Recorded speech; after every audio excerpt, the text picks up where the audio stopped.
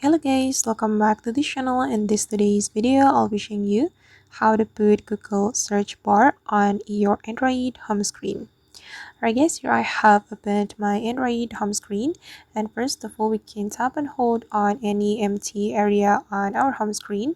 So the screen will look like this, and we have to select widgets. Click on this widgets option, and here you have to find the Google widget. Okay, and this is the Google widget. We can click on it.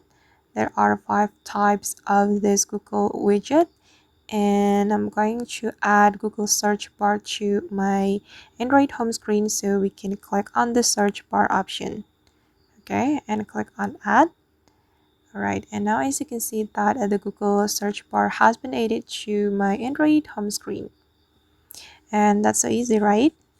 Alright guys, and that's how we can put Google search bar on our Android home screen. I hope this tutorial will be useful for you. Thank you so much for watching, and if you found this tutorial useful, don't forget to hit the like button, leave your comments, and also subscribe to this channel. See you on the next video.